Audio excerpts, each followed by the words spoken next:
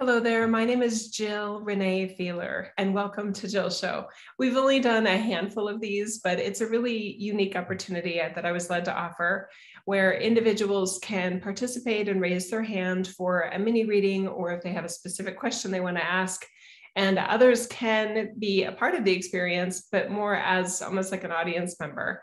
And what we've found in the past is that those that are experiencing it either in archive, or live and don't ask a question, that the information that comes through, even if it wasn't their question or their mini reading, tends to be really relevant and helpful.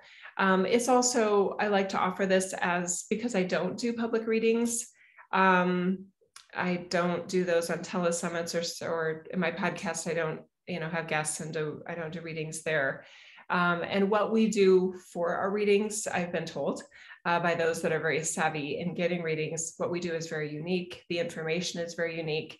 It is not creating a codependency, and it's not pretending that we, given our gifts and abilities, we're not pretending, because it's not true, that we are closer to source creator energy than you are. Okay, so I literally am looking at everyone, whether you are a client or a friend or an audience member, you guys, I feel like we're all peers. We're all alongside each other. And that to me has a very different effect on the participants, because I'm in a way beckoning your sovereignty, sometimes in a way that you aren't. And it can feel very different, and very inspiring and very enlightening and very clarifying, a lot of clarity. Okay. All right. So let's take a couple nice deep breaths here.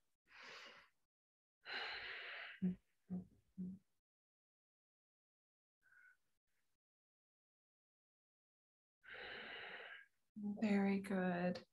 And I'm just going to invite you guys, while you're breathing here, I do encourage you to close your eyes.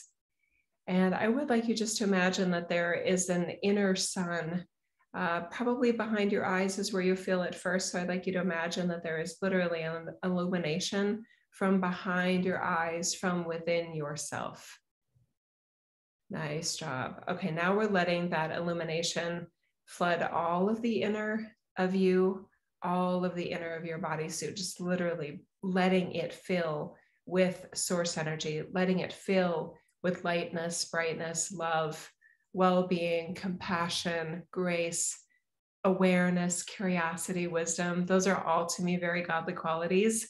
And yes, I use the word God. Some people don't. I don't have a problem with the word God. To me, it's source creator energy, and we all call it something different, and that's fine. I'm not picky about the words there. Okay, you can open your eyes if you haven't, and you may want to wiggle your fingers a little bit, wiggle your toes, and let's get started. So for those that are live here, we have a beautiful, small little family unit here kind of group. I love it. To any of the participants, if you want to receive a mini reading or ask a question, please feel free to raise your hand, and then I'll call on you and you can unmute yourself. And you can reveal your video if you want to be on video, but you don't have to. Okay. Hey, Kathy, you can unmute yourself, sister. Greetings. Hi. Do you want to have your video? Oh, there's your video. Sure. Next question. How are you? I am well, and quite surprised, because every one of those qualities that you just mentioned were something that I had written in my journal this morning. And I think it's fun because I'm 65 years old. I've been trying to journal for 20 years. And I finally got around to doing something serious today. And literally every one of those words that you spoke are in my journal. So thumbs up. Anyway, I'm interested in a little mini reading. Okay. All right, Kathy, let's take a couple nice 2 deep breaths together again.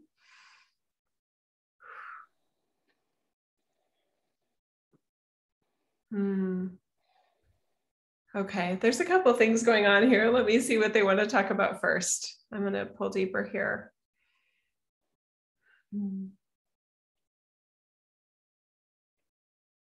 Okay, Kathy, we want to talk about your beautiful, strong brain for a moment. Are you giggling? I can't see you. You may have at times felt like like your intelligence and your rationality and your ability to analyze and really critically think, and we mean critical thinking in a good way. You may have wondered at times if those strengths that you have as Kathy have got in the way of your personally, feeling and feeling connected to source creator energy. And we just want to address that for a moment, because you're not the only one that feels that way. We've never looked at that as a hindrance. What we have noticed is that there hasn't been enough spiritual experiencing that is sort of, it's almost like learning styles, right? Some individuals will learn math in a really linear, yes, 6 times 7 is 42. And others are like, but why is it 42? How do you know it's 42? And then the minute you put an X and Y axis and you count out 6 and you count out 7 high, or the reverse, it's like, how many cubes are there? 62, right? Or it's 42, excuse me. Anyway, so it's some people are like, oh, now I believe you that it's 42, right? This is because your endeavors have included consciousness and the esoteric and enlightenment. There is no 42 blocks we can show you of why 6 times 7 is actually 42 and why you should believe it. So it's a different challenge because of that strong mind. So what we've done with Jill for it, because she also has a strong mind, and this is how we interact with her in this way. We love analogies, and we love to have that in common with how Jesus was. A good story will help even the strongest of minds say, oh, okay, that makes sense, right? And a good story can also point out fallacies, and that doesn't make sense. That's like saying this, and that doesn't make sense, right? So we maybe overdo it in a way with the analogies.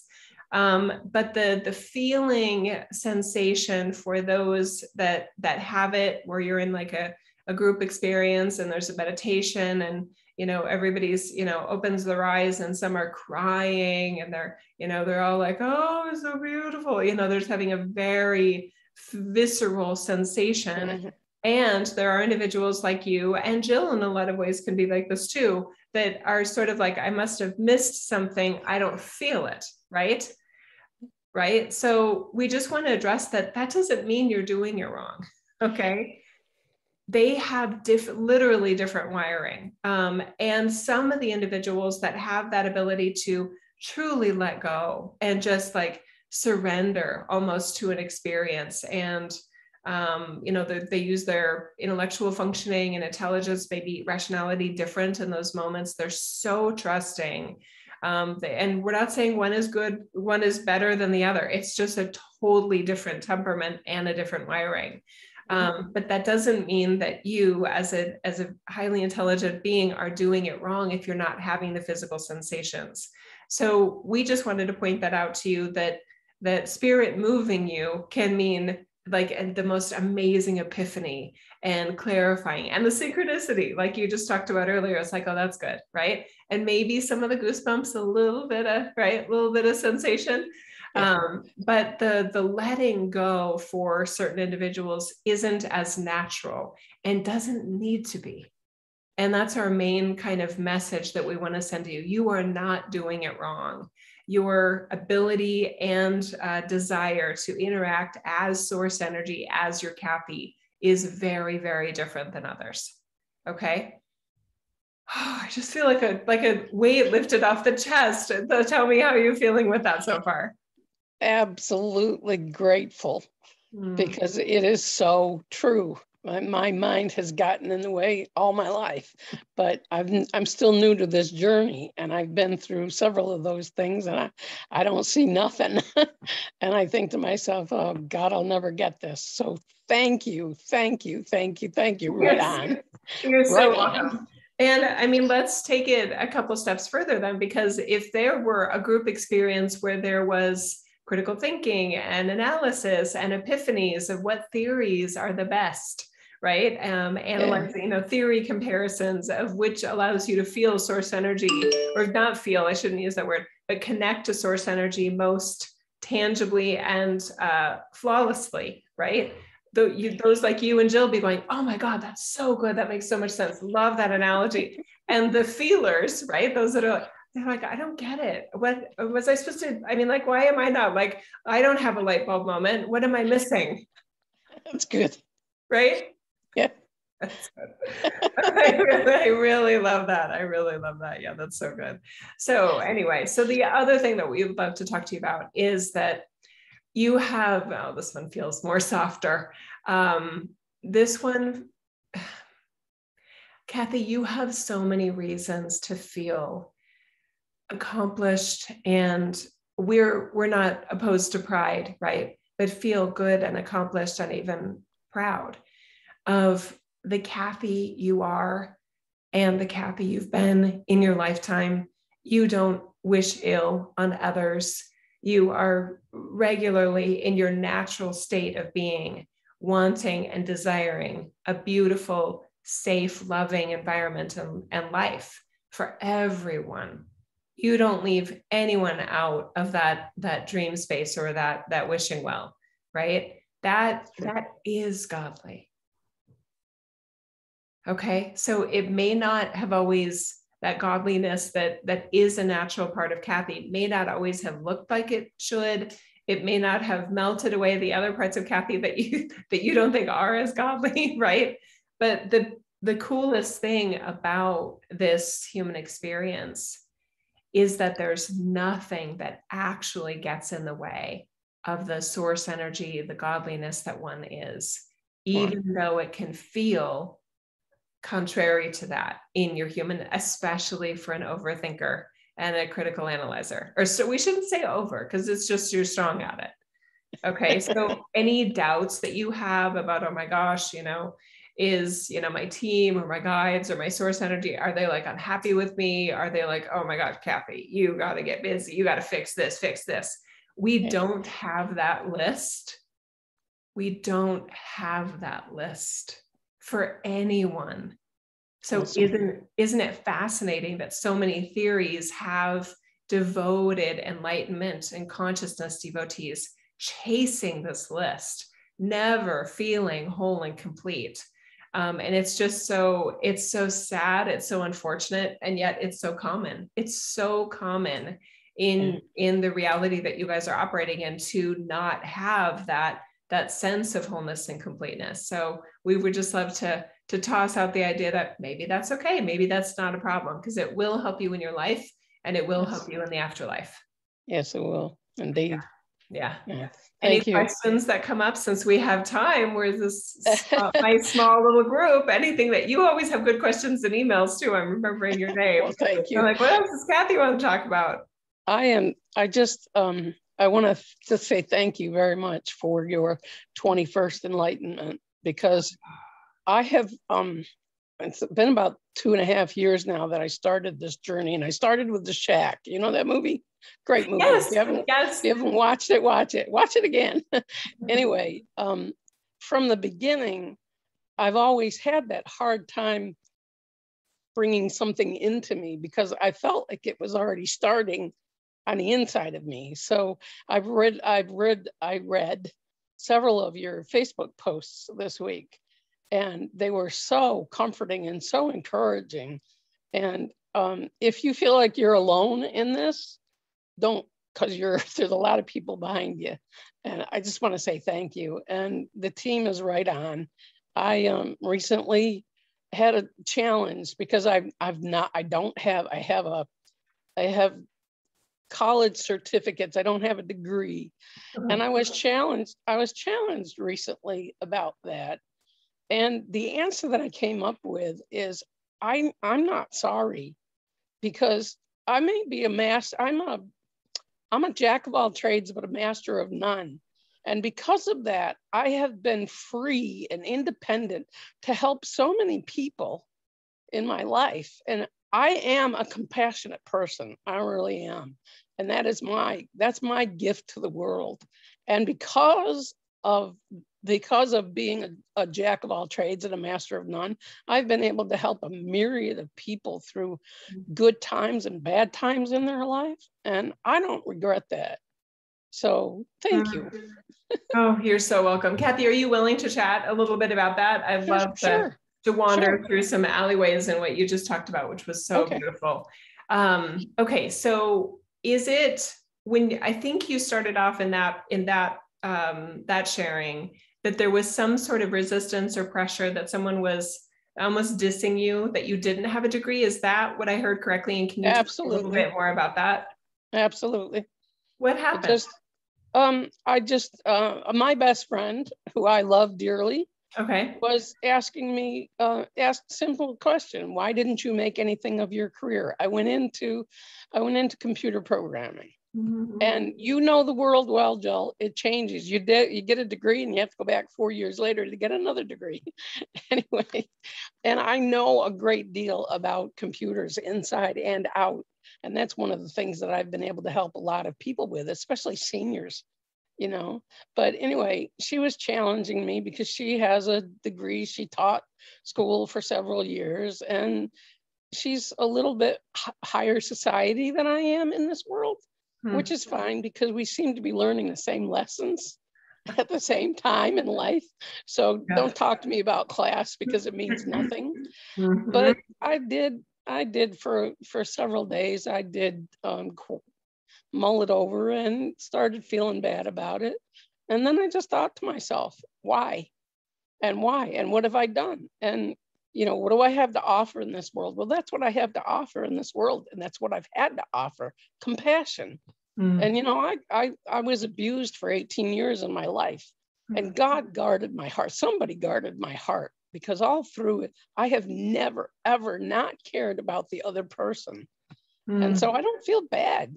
I really don't. And I'm thrilled to hear that from the team, that it's okay. So thank you. Wow.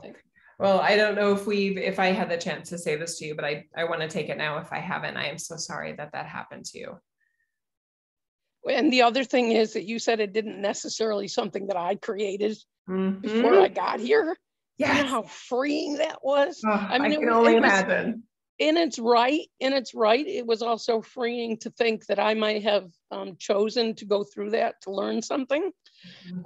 Because in reality, in that thinking, I was able to forgive the people a lot easier and a lot more really than just in my head.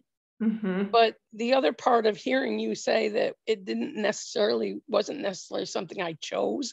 It just happened, and fuck it. I'm sorry. Yeah, that's fine. I love a good fuck it. That in itself was freeing. And so it's like there's such a dichotomy between the two thinkings, you know? Yeah. But there can be a balance. There can be a balance. I like that. And I appreciate hearing you say that there actually was some benefit to what I call 20th century spirituality, that model that they agreed to, almost like there was an agreement, and you're like, would you please abuse me because I want some experience with that, or I have some lesson learned, or I got some karmic debt I need to repay, and I got to be on the other side of it. Would you please do that for me? I appreciate hearing from you that there was actually some benefit to that, because it let you forgive them more easily. And I can see why. I see the rationality of that. Well, if you asked them to, right, then it isn't personal, but it is personal because they were just playing a role. So thank you for that, because I think I had missed the benefit of that outdated teaching because I'm so concerned about the other side of it, that somebody would actually think that their spirit guides, higher self, soulfulness, source energy, whatever, has a system where somebody would pick to be abused. That then it's, how do you trust? I just, there's a lot of problems with that whole energy pattern of, well, I guess I deserve this, or I guess, you know, I'm nothing, you know, I guess my soulfulness doesn't love me because it wanted me to suffer. It wanted this to happen to me. And there's just a part of me that's just like, oh, there's a whole other, I hate that part so much, because how do you get over that? How do you know that, okay, did I learn the lesson enough? Am I lovable now without harm? Right. So thank you for that other sort of like, no, there is a purpose, there is a benefit to it. So thank you. I had missed that part, and I appreciate knowing that. I'm glad to be of assistance. The other part about your friend, and I do see this with a lot of my clients that don't have a college degree, I think for all of us, there's this sense of I could have been so much more if I would have, woulda, shoulda, coulda, all of those. And I do think that for those individuals that I know that for whatever intelligent reasons don't have a college degree, there is this different form of public inferiority that they feel, that I know as a person that has a higher education degree and a master's, degree, I don't feel that way, because I know I'm going to diss my degree a little bit. I know how I don't value, it's not that I don't value my education. It's just that I know so many other people that have lived lives that have been so educational and so rich in experience and lessons and evolution and progress, that to me, the idea that that only happens in higher learning, or that only happens in a building or with an online professor or something like that, is just so silly to me.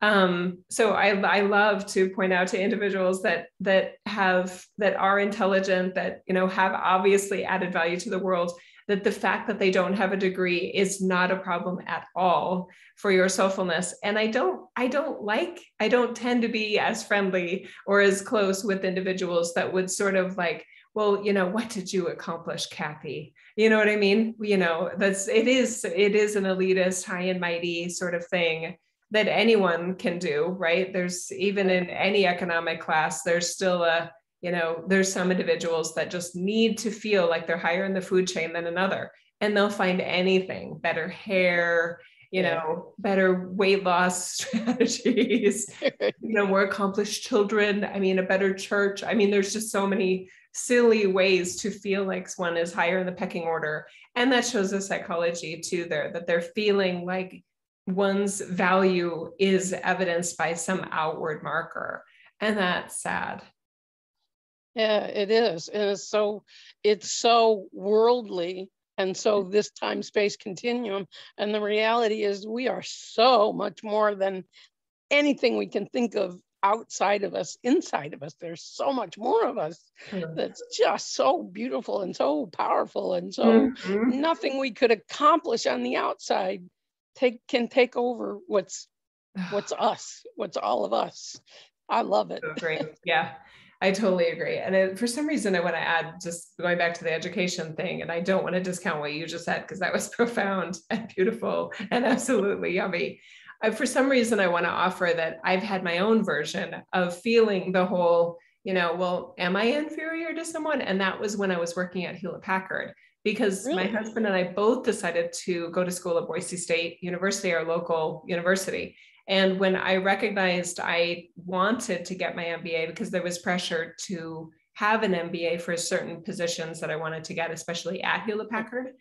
And once I got out there, I mean, they hire the best of the best. And it's Harvard, Yale, Notre Dame, Princeton, Stanford, whatever. So there is this sort of club of, oh, well, yeah, he went to Michigan. And it's supposed to be like, ooh, you know what I mean? So I did, there were a couple of times of, where did you go to school, Jill? Or where did you graduate from? Because they want to see what club you're in. And then I say Boise State, and especially if they're not from around here and they don't value, they don't, anyway. Right. I've got my own defense of my education, and I could go into those, but they don't matter.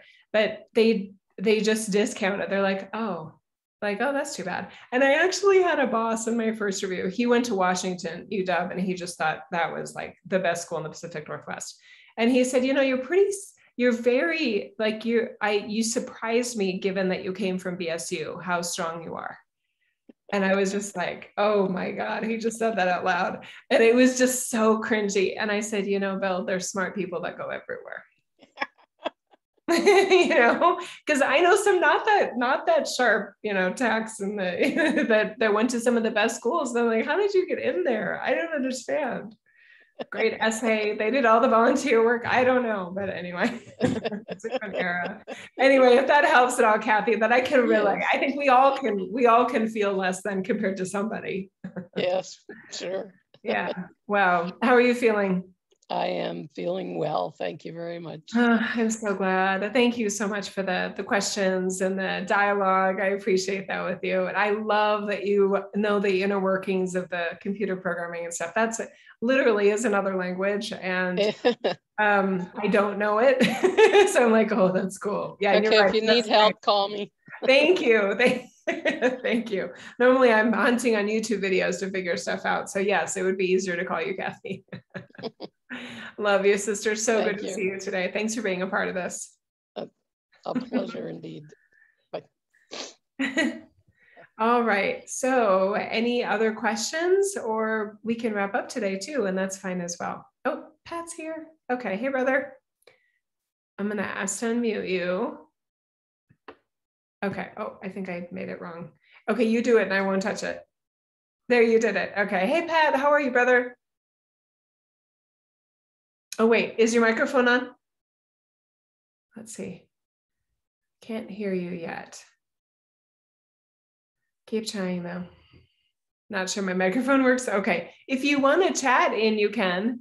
But yes, yeah, I think your mic, I'm experiencing that your microphone is not working. And I would love to hear your voice. You guys, Pat came to a weekend workshop that we did in Boise, and he's in New York. So that was a really big deal that he came all the way to Idaho, and it was so cool to meet you in person, brother. Anyway, you can chat in the, I'm guessing he's typing, but also you could see if you could get your microphone to work too. Very good. Anyway, we'll be patient while this happens. And I'll just say that I hope you guys are doing well. Oh, okay. There we go. Oh, okay. He says no major questions, but if you can mini read me, that would be rad. Okay. Let me.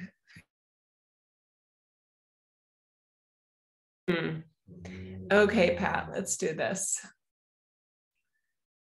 Okay.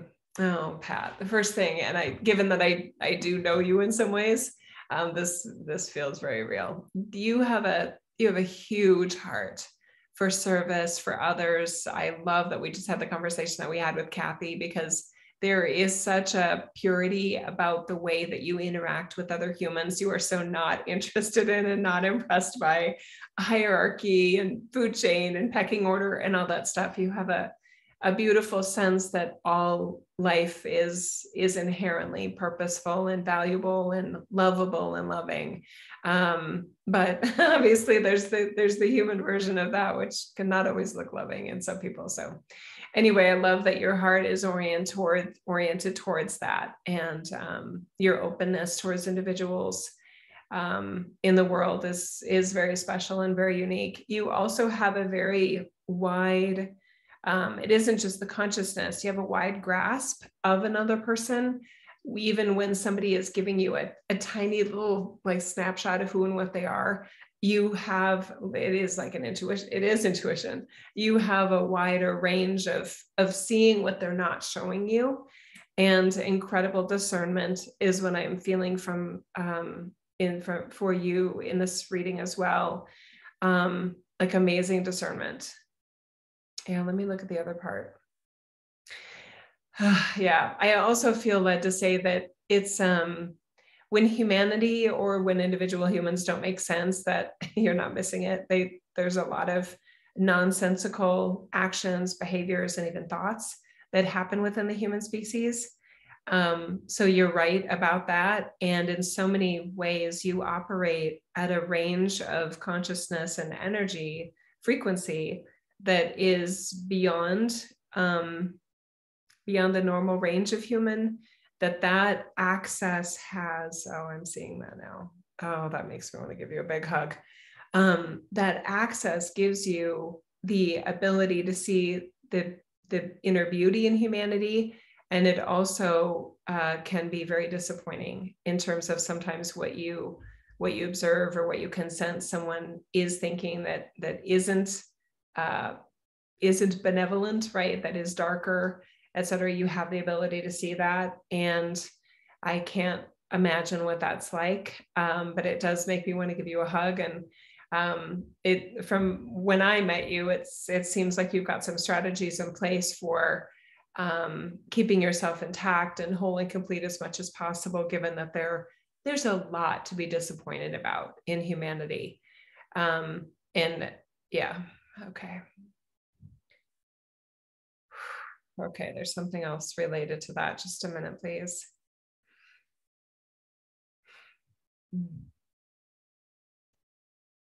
Yeah.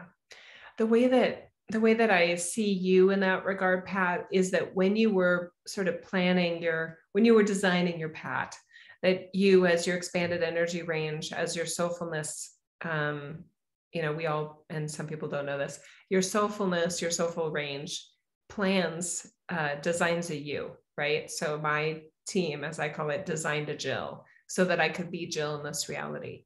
Pat's team designed a Pat so that it could be Pat. And Pat, one of the design features I would say that you put in there was, I want to be able to see it all. And that just, I feel the courage in that. I feel the bravery in that. I feel the power of love and light, and that lion, that fierce lion kind of godly energy of oh yeah, hang on. Oh my God. I just felt your team say, if you don't see it, you can't love it. And I'm asking them, like, do you mean like you wouldn't love like malevolence? And they're like, no, but you can still hold love for the individual that is somehow, for whatever their silly reasons, have been overtaken in a way by lack of light energies. And I can still love the potential of them. I can still love the soulfulness of them, even if what they are consciously or unconsciously choosing to animate, which is not for the betterment of humanity, not out of compassion, grace, but rather out of selfishness, greed, psychopathy, etc. That just feels amazing. Wow. So with that, I can easily imagine you being one of those individuals that is more interested in having a wide variety of interconnections with other humans of all walks of life, just for the opportunity for that variety in what you are willing to observe, able to observe, willing to love, and able to love. I mean, that is the epitome in a lot of ways of unconditional love, isn't it? There's also a very just sacred, divine, paternal kind of energy that you have, of feeling protective of others, feeling it is nurturing, but it is in a and I don't think you have kids, so that makes it even more interesting, but because we don't have to have kids to be paternal and maternal, right?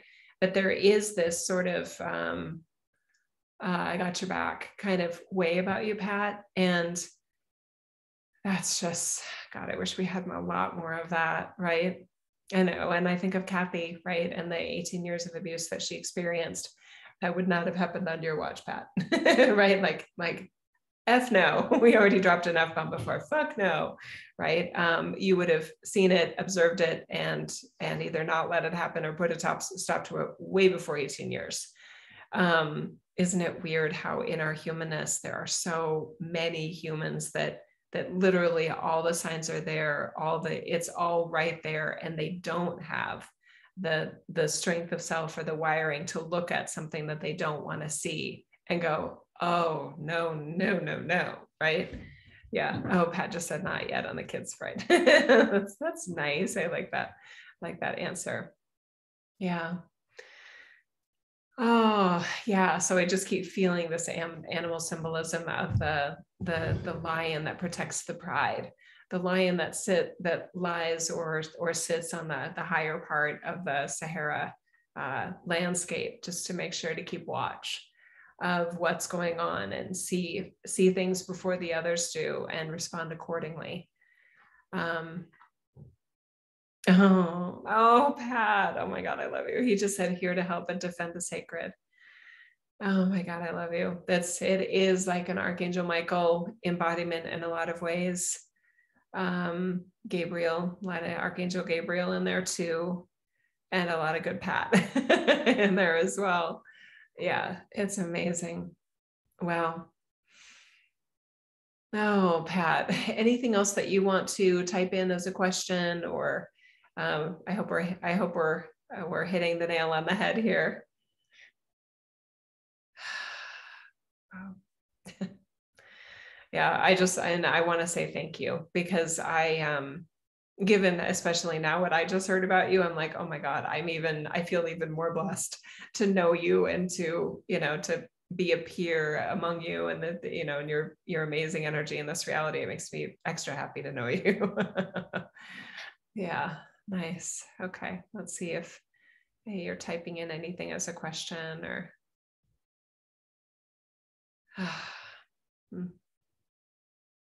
I hope I get to see you again. I hope I do. I hope I'm able to do another Boise event and get to see you. Because I don't think I met you when I was in New York City, right? I did an event there with John Burgos. I think it was like May of 2018, and I don't think I knew you yet then. So, okay. Okay. He's saying, sometimes I feel I give too much information away, and not knowing where people are, I've seen it be beneficial and hurtful. Oh, this is such a great question. And Kathy knows I've been talking a little bit about this on social media too. Let me just hear from your team on this one, or feel from your team. We can't pretend that it's under your control as Pat, when the information is, will be hurtful. There's no way that we can know that. We know that, well, actually you are a keen observer. So maybe do pause a little bit more before you're sharing information with somebody. If you feel like they, maybe ask a couple questions first, right? Almost like Christians do. Do you have Jesus in your heart? What's your relationship to God? Right? And I think they use that information. Are you saved? Do you know you're saved? They have a couple leading questions that they use to then decide, does this person need saved, right? Or are they already saved and I can enjoy them and move on? Anyway, but maybe the leading questions are something like, so what's your awareness of what this reality is for? You know what I mean? What do you think this reality is all about? What's your key existential question that you haven't found a satisfying answer to yet, right? Those types of leading questions may give you more information about because again, as an amazing, like, supernatural transcendent observer, you'll probably get a lot of read there in terms of what they may be ready for, open to, etc. Now, I'm kind of giggling because my theory has always been that everyone is ready for it. Like, how can somebody not be ready for truth? But some individuals, due to emotional challenges, or mental health challenges, or emotional instability, they're hanging on by a thread. And like with Kathy, what she was talking about earlier, that theory about that, at least if they were abused, they planned it, and that it wasn't an accident, because that would be somehow worse or whatever. They're hanging on by a thread to some of their theories and ideology. And then in those, I don't know how rare those are, maybe 8% of the population is in that situation where the truth is actually can feel like a slam, like a problem for them. It can tip them over the edge. So we're not holding you accountable for those situations, because we know your heart, and we know that your intentions were positive. A more balanced, emotionally well sort of being could take information like that and just, either pretend they didn't hear it, avoidance, right? It's almost like, you say something profound and they're like, yeah, the weather is nice today. It's just this weird matrix bypassing kind of thing that all humans are capable of, by the way, as a measure of self-protection that they actually have. But some individuals are so just raw and open, it's almost like they don't have that bypass mechanism. So in that portion of that 8%, it can be like, oh my God, you just like ruined my world. Like you messed me up forever by telling me that. that we would just disagree. We say, I don't think that's right. And I don't want that to be true, or something like that. We would be able to not have it harm us, like psychically or something like that. But those, oh yeah, thank you. And I see you have another comment. I'm gonna, before I read that one, I'm gonna go back to the other one. The hurtful part, I feel Mary Magdalene wanting to help with this. For some of those individuals that you feel like your sharing of information and your sharing of your PAP may have been hurtful to them, I would offer that they were most probably going to be, or feel or perceive themselves as being hurt no matter what you did. The way that Jill puts it, there are some individuals that are literally unpleasable. There's nothing you can say that's right. There's nothing you can do that's right in their eyes. And yeah, so then you get to choose your responses to individuals like that. But if somebody can't be pleased and is almost subconsciously looking to be hurt, they will find anything, even if you said God loves you, right? Well, that's just mean. That hurts my feelings. Thanks a lot. Now I need therapy for another week. Geez, you know what I mean? Everybody's doing their own thing. And there are some individuals that are incredibly fragile and volatile, even with the most innocent and, benign comments or interactions. Okay. So please don't take those too personally. We're compassionate and, compassionate and loving towards those individuals, but you're probably putting too much emphasis and responsibility on your role in their being hurt, because we don't look at anything that you said that was hurtful. Now, if you know them well, Jill has this sometimes where there's something she said or something she did, and she didn't mean it like it came out, but somehow the wires did get crossed and it didn't come out the way she intended. And she'll just say, I'm sorry, I think that somehow what I said or what I did there was misconstrued. So I apologize if that hurt your feelings. And sometimes that's all you can do. And they still may not forgive if they're, especially if they're of that kind of 8%, that's just so raw. The nerves are so raw. Yeah. Okay. Okay. And then Pat is saying, I think I'm just a junkie for pushing the question and expanding a cooperative understanding, but I will lead more with softballs and discernment. Thanks, Jill. You're so welcome. I think you and I are a lot similar. Anyone that's been on my YouTube wall, the date that we're sharing this is September 26, 2021. And I shared a video probably around, did you guys catch my little Minnesota accent? I give you little Minnesota for you. Okay, sneaking out. My first 13 years are still in there. There was anyway, you can see the video, but it's when spiritual teachers disagree on the vaccination, I think is what I called it. But yeah, there's some comments on there where I can't let it go, Pat. And I do have people in my audience. It's almost like they're gently just saying, Jill, if people get you, they're going to get you. Or if people, everybody's fine, just leave them where they are. If everybody truly is, perpetually ascended, then nobody needs to change. And it's not that they're wrong, but still there's a part of you going, oh, but they could be feeling so much more loved. They could be acting and feeling so much more loving in this life. And I'm a problem solver, and my mode is definitely well, how much better could we do? How much better could it get? Right. So I can't leave things alone, Pat. So I think I'm a junkie for pushing the question too. And you'll see it on my Instagram, my Facebook. I love to help. And I know some people are like, well, when people want your help, they'll come and find you. And I'm like, but they probably won't, because this is a distracting world. So if I keep sharing all these different things, then maybe something will slide across the radar that will be like some sort of opening, some sort of breakthrough, some sort of reset that can help them be an even better version of themselves. I love doing it. I'm passionate about doing it. I think I'll probably do that until my last breath. As Jill, it's just part of my wiring. And it isn't that I'm trying to fix them. It isn't that I'm trying to save them. It is truly out of love that I love the idea of people feeling more loved and more loving and more perpetually whole and complete, including in their humanness, because I know how hard that is. I know the perceivings, the sensation of forces that are against that in this reality. I know how different theories and ideologies can actually make that harder. And I am excited about what you and I and Kathy and the others have that's working here. It's like, oh, this is like, I feel my light. And that to me isn't like, okay, now I don't care about the rest of you, I'm moving on. Forget about you, right?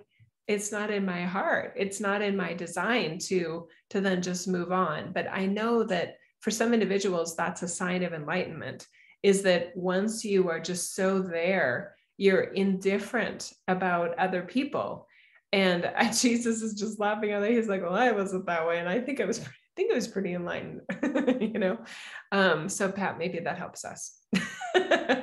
Yeah, he's saying, I totally feel you on that. Love is just so available. Yeah, we're love junkies, aren't we? Just want to help and helper junkies, maybe too. Yeah. Oh my gosh. Yeah, I have so many funny stories about that. Let me know if there's any other questions that come up there, Pat. But my kids probably have more stories than I do. But there was one time she's 16 now, but she was at an elementary school, and we had already, I think, gone to Starbucks or something. And then we were going back by the school. So some of the kids that were walking home, there were like 3 boys, and I was raised with girls. So I don't understand the boy kind of, beating the crap out of each other and giggling the whole way home. I just don't, I don't know. But sometimes my helper vibe misreads things. So we were driving, through the area where her public school was. And I saw these boys, and one was on the bottom and one was just kind of standing there going, oh, he's going to get it, and then the other one was just like, and he was hitting him and stuff. It wasn't totally violent, but it looked serious to me. So we're in our little minivan, and I rolled down the window, and Georgia's like, Mom, stop. Because she was reading it probably differently than I was, or she was in the don't embarrass me. So I rolled down my window, and I just said, hey, and I said it really loud. And the one with the punching fist kind of looked up, and the one in the head holder, I saw his eyes kind of look at me, and the one that's standing there is just like, what, and I kind of locked in eye contact on the kid that was in the headlock, and I said, are you okay? And he goes, yeah. Yeah, woman pretending to be my mother, you know what I mean? I'm like, okay, all right. I said, well, be nice. And I rolled up the window and I drove on, and Georgia's just like melting into the seat, like, oh my God, they're gonna see me at school tomorrow and talking about my mom. Your mom yelled at me yesterday. So yeah, I have false alarms. It happens. But I've had some other times where it wasn't a false alarm and I couldn't not help, a woman being abused, and she was trying to escape out of a pickup truck. I was on my way to work. I was in banking at the time. Anyway, I called the cops, and, like, okay, there's a woman, she's, trying to get out of her car, and now anyway, it was a scene, and I still don't know what happened to that woman, but I don't know if it helped or not, but I felt led to offer assistance even if she didn't want it. So yeah, it's weird for us, Pat. Right? This is a weird reality. Yeah. Anyway, well, that feels like a wrap, you guys. I'm glad you were here. I hope this was useful and helpful. I don't know when we're doing another Jill show. I'm so passionate about multiple projects. I think I'm too strong of a visionary. I'm like, oh, I could do this, and I could do this, and that's helping, and that's helping, and that helped that person, and what else can I do? So sometimes I lose focus. So I apologize that the Jill show that the show isn't happening as often as maybe some of you would want it to. But I'm so glad that you're here. I hope this helped your day. Kathy is saying great start to the day. Oh, good. That makes me happy, Kathy. Oh, Pat, thank you, brother. He said, follow your heart and your vision. Yes, will do. I love you guys. Bye-bye for now. Big hug back. Love you guys so much. Bye-bye. Thanks for being here.